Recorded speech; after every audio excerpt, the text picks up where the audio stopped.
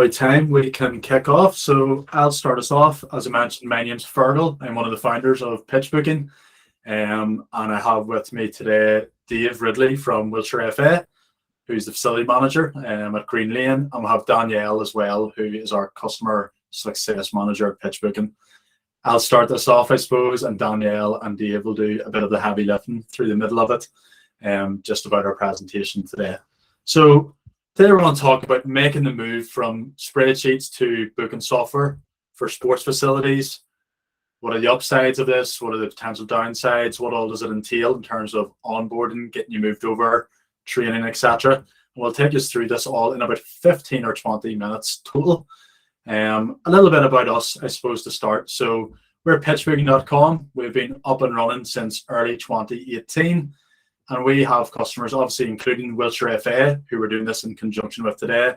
But we have customers across different football associations, councils, commercial centres, sports clubs, leisure centres, and community facilities as well. So quite a good geographical range across the UK and Ireland. We have some customers further afield than that as well. But we work with all of these to run the online bookings and payments for their facilities and sports events. Today we're joined, obviously, this in conjunction with Wiltshire FA. So I'm going to pass over to David here, who's on the call, and he's going to give us, I suppose, a wee quick overview and a couple of minutes chat about how they use this at Wiltshire FA, and what it means and why they chose Pitchbooking, I suppose, and some of the benefits of using this kind of software. So David, I'm going to allow you should be able to turn on your microphone now at the bottom of the screen and speak away. Lovely, yeah. Thank you very much for the introduction. So I'm Dave Ridley. I'm the facilities manager for Wiltshire FA, obviously part of the FA around the remainder of the country. So down for us at Green Lane, we're a multi-sport site. We've got a full-size 3G, grass pitches of various sizes. We've even got an archery range and a skate park, meeting rooms and various other things as well. So for us, we've got a timetable that needs to stay very modern and up to date. And as anyone who is involved with facilities or operations will be aware that, you know, cancellations happen all the time, and with multiple people within our team trying to make sales and arrange bookings and schedule events, it was very hard for us, where we were literally, as today says, we were running off of Excel spreadsheets, and we were trying to bring everything together, and it just wasn't quite working. So we've now been with Pitchbooking, me personally, for just over a year, but I think the company's been with you guys a little bit longer. And because of all the different areas of the company, it's very useful for us to see things clearly.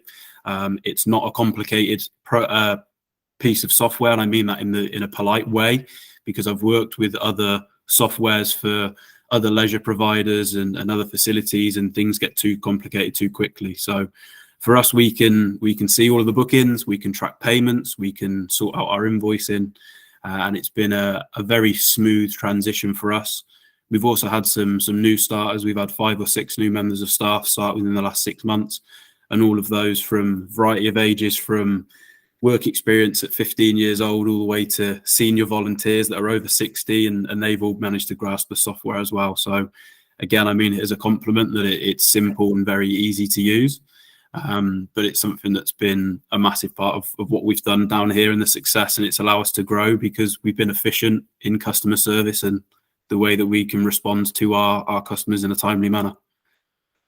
So I'm not sure if you want to keep going, Danielle, or if there's anything else you want us to jump in. Thank you very much. Much appreciated for your kind words there, for sure. Thank you. I think we'll throw back to Fearghal's just going to set me up anyway, and then I'll jump in once you've done that. But thank you very much. Well, sorry, the only other thing that I'll just jump in and add is that obviously Danielle's been our liaison, and any questions, any queries, any closing of days on our schedule or amending of timings, Danielle's been fantastic supporting us as well. I don't think we've ever had an email that's been left for more than 24 hours. So that's probably the only other thing that I'd chuck in there. So Danielle, thank you very much, and yeah, I'll send it back. No problem. Thank you. No worries. I'll jump back over from here. David, I just muted you. Apologies. If you're going to speak again, give us a shout. So yes, I can jump on from here. So David kind of covered our work with Wiltshire FA. He's right in the timelines. It's been about a year and a half, I believe, since that went live with Wiltshire FA. And that's been a really great partnership for us. We love having them as a customer. Yeah, we understand what they're trying to get out of the system, the organisation, the reducing of admin, which kind of moves me on to why should sports facilities consider moving to online bookings if they haven't already? I imagine at this stage most people have at least considered it for their own facilities, their own sports events. But we've got a handy infographic for what we see as the useful outcomes of doing so. So for most sports facilities that aren't running some kind of software, assuming you can uncover the booking process in the first place, it tends to be this kind of complicated amalgamation of either phone calls, emails, online request forms, maybe WhatsApp, something like that, and different payment methods, typically a lot of cash in hand, end of month trying to invoice. The managers of these facilities have to be constantly on and have full involvement in the whole booking process. So it's a lot of additional admin, and it can just take a long time from start to finish to chase payment, confirm the bookings, send refunds, stuff like that as well. What we see with Pitchbooking, we see the benefit of this is your users can go directly to your booking site, select their time and date, pay online, the money's instantly sent to your facility. They get an email confirmation when they do this. You as a manager also receive this email confirmation. And we say the total time it takes them to find, book and pay for your sports facility comes down to less than a minute. So that's kind of the overarching benefits of streamlining the whole booking process for your facilities. So with that in mind, we'll talk a little bit today, and I'm going to pass to Danielle for the next 10 minutes or so about what do you need to consider to make this move from spreadsheets, paper diaries, whiteboards to online booking software at your facility. So if you want to take it from here, Danielle. Okay, thank you. Yep, we'll try to keep this as short as possible here as we're going through. Everybody's on their lunch. So I'm customer success manager at Pitchbooking then. Obviously, David is given a bit of an idea of what we do and what we would help you with. But the customer team, we basically handle all of the onboarding. And just as a very brief summary, we give you the training. We'll set you up in your dashboard, which is the actual software piece that we're talking about here. Get you ready to go live, and that's actually what we're going to talk about as we're moving through here. So you can see sort of in front of you there, we're looking at what you need to make the move to go live. And we keep saying go live. What that basically means is get you in the position where you're ready to take an online booking. So there's some basic information that we would need to get from you in order to start this process and to kick it all off. And you see there from the slide, you'll need a list of facilities. We'll need your opening hours. We'll need to have a bit of a chat about your prices and what you're currently doing, get that from you, and then also spend quite a lot of time talking to you about your existing bookings, both your standalone bookings and as well your block bookings too. And once we have all that information from you, we can put together like a bespoke plan, probably is what we call it, a bespoke onboarding plan to help each individual person that we would deal with. And just to give you a bit of an idea about what that actually might include, because I know we're sort of talking about this in abstract, specifically to give a few specifics on what that actually looks like in practice. We'll do a bit of a deep dive into your current bookers. Like I mentioned there, we want to know who they are. We want to know how they pay. And then we want to make sure that you and they know the options that are now going to be available to them and yourself with online booking. Another example, might be the pricing. So we'll do an overview sort of consultation on your pricing, really. Talk about your default prices, your peak off peaks, membership prices, any special discounts that you're running. Another example then might be, we'll have a chat about any restricted or priority or exclusive access to booking slots. So probably, like, I would imagine some people might think that if you put your pitch online for online booking, that means it's a bit of a free-for-all, and that's really not the case.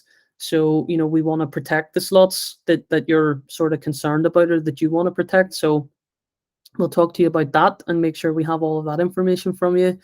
And there's a lot more. Obviously, that's just a couple of examples to give you an idea. And this whole process, it's really a consultation is probably the best way to think about it. So we want to understand your business. We want to get an idea of what you're doing at the minute, and then also your goals and try and understand where you're trying to go with all this. And by going through this process, we're then in a better spot, puts us in a better position to make realistic and sensible recommendations then on how we think you're going to get the most value out of online booking.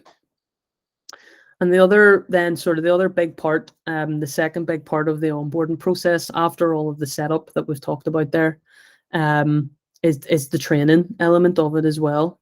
So when it comes to training, every customer is provided with a dedicated account manager. So as David mentioned there, in the case of Wiltshire FA, it was me. You'll get someone from the customer team who is there to sort of lead you through this process, and get you to the point where you're ready to go live. And like I mentioned there, going live, you're ready to take your first online booking. So you can see on the slide now as well, I'll not go through all of it, but what do you actually need to think about for going live, considerations for going live, decide on a switchover date, organize your training for all of your staff, perform final checks before we're ready to go. So we're going to move in and talk a bit about this going live process that I keep mentioning. Like I said, this is to get you in a spot where you're ready to take an online booking. It's probably something that can be, I want to say scary, like just a bit anxious for people. That you're putting yourself out there, your facilities out there, and you're ready to let people book. But this whole process is really about us making sure that you're comfortable and you're in a position where you're happy and you're ready to do that. So between us, we'll decide a sensible date for the launch, and then we work backwards, sort of depending on how quickly we're getting the information from you and how well your team is progressing with the training. And crucially, there's something that we'll spend quite a lot of time talking to you about. I've already mentioned it before. We want to make sure all of your current bookings are already in the system there, before your facilities are ever made available online. So you're protected then. You're going to put your current bookings, your standard bookings, your block bookings on the system. You're not going to get somebody booking over them. And you can be confident then that that's secure and protected for your frequent users. And then whatever's left, that's what's displayed online. That's what's left. So whatever's left after your block bookings are added in, the general public, I suppose, then can go ahead and book something. So moving on from that, then that was very, very quick take through. Moving on from that, we'll go to actually look like what this all means for your actual bookers, for your customers as well. So we're going to talk a bit now about the launch and marketing and advertising, really. So the slide there that you're looking at next, you can have a read over that. I'll get to it in a second. This is just a bit of a case study of one of our current customers, Score FC. But when you get to this point, obviously, then your facilities are live. They're available for online booking. And we sort of know from our experience anyway, that means that, people think anyway, they can sit back and all these bookings are just going to come flying in. And that is not the case at all. It's actually quite a common mistake, and it's something that we really try and enforce and highlight to everybody that we deal with. It doesn't really matter if you've got one 3G pitch or you've got 50. It doesn't matter. Putting your facilities online for booking, whether we're pitch booking or someone else, you're making it it's never been easier for people to go and book it.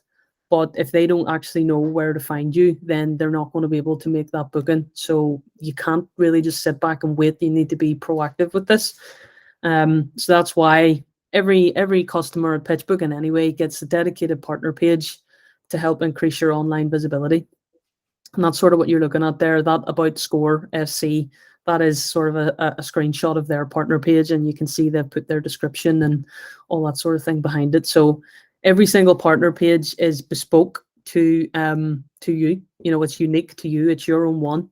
And then it makes it easier for us. Then obviously there's a couple of things we can do on our side to help enhance your web presence when it comes to SEO and your Google rank and your Google search and all those sorts of things. So probably the key thing to take away from this part is that we strongly advise that you use whatever tools you have at your disposal. And again, it doesn't really matter one pitch or 100. If you've got a team, a marketing team, or if you're a one-person sort of show that's doing everything, there's always something that you can do. And a couple of examples of this again might be, letting your local community know. Yes, there's a lot of things you can do for digital media, but actually printing out things, QR codes and pinning them up in the local shops and places in your community can go a long way as well. Then you've got the digital, advertising through your social media, contacting local publications to get the word out, putting a link to your partner page, and making sure that people can find you. You're basically laying the breadcrumbs everywhere you can so that it's easy for people to find you. And if you look there, just to highlight on the left, that's a screenshot of Score. So what they do is they every week they'll gather their pitch availability and put it out there so that anybody that's on that Instagram can go right there. I'd like to book on a Monday evening, click the link in the post, and it'll take them right through, and 3 or 4 clicks and they're done. They're booked, they're ready to go. So the final part of the process, and again, all of this is sort of a quick fly through of everything. It's a lot more detailed than that, but the final thing we're going to talk about is really like what happens after. So we've got you to this point. You're live. You're ready to take a booking. You've advertised yourself. People are ready to go. You're taking bookings in. Now we're going to talk about post-launch and ongoing support. So it's not a case of the bookings come in and then you never hear from us again. It's actually quite the opposite. We're always constantly there. You'll probably be a bit sick of us, to be honest. But that's all with the best intentions. Obviously, we know how important it is because everybody takes to this transition in their own time, is probably the best way to put it. And that's both you as the facility manager and also the bookers as well. It's new for them. It's something new for them. So that's why post-launch support is included with obviously pitch booking in any proposal that we might send to you, because we know how important it is. And in addition to we've talked about the setup and the training calls, the account manager that will be assigned to you is available via email, phone, video call, whenever you need them.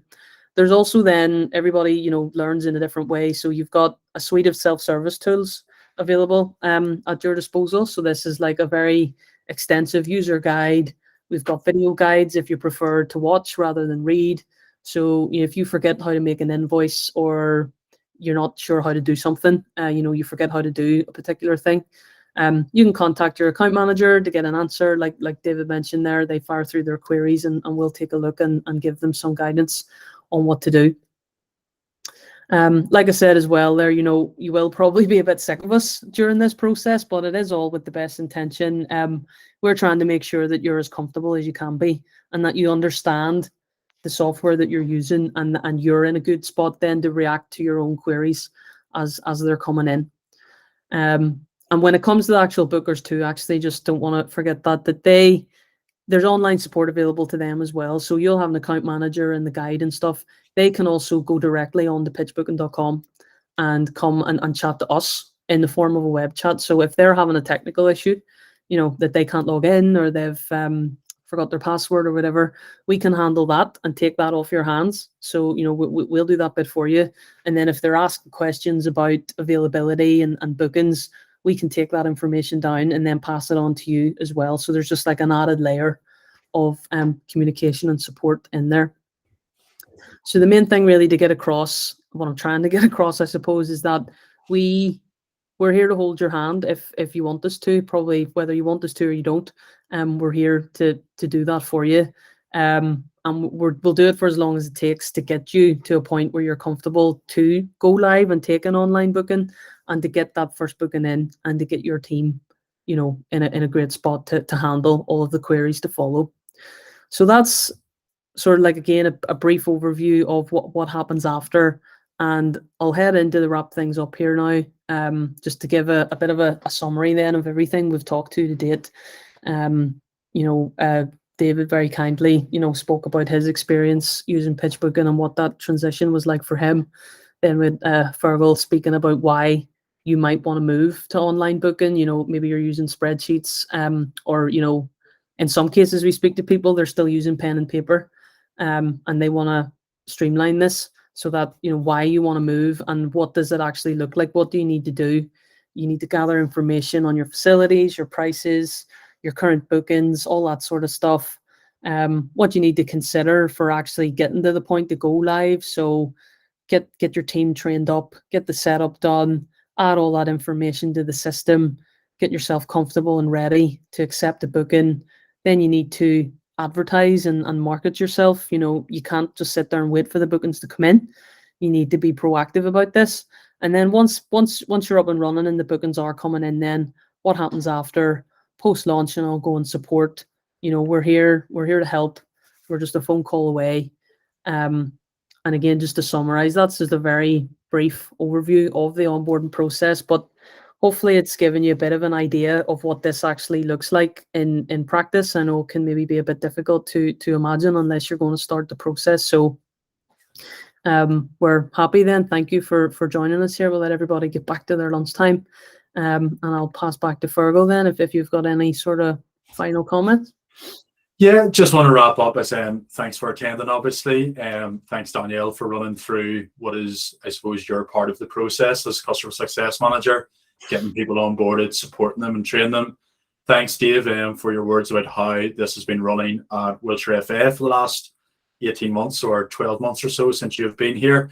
If this is of interest to you, if it's something you'd want to speak to us about, you can contact me directly. So my email address is on the screen now here. It's just fearghal@pitchbooking.com. And if that's a struggle, you can get us just at info@pitchbooking.com as well. And we'd be happy to speak to obviously anyone that's attending this webinar or watching it back on the recording later. Just drop us an email. We'll get in touch and see if this is something that might be useful to yourself, whether you're an amateur club or society, maybe another football association local to Wiltshire FA, or any kind of organisation that runs sports facilities and events. So yes, thank you for attending, and I hope to talk to a few of you soon.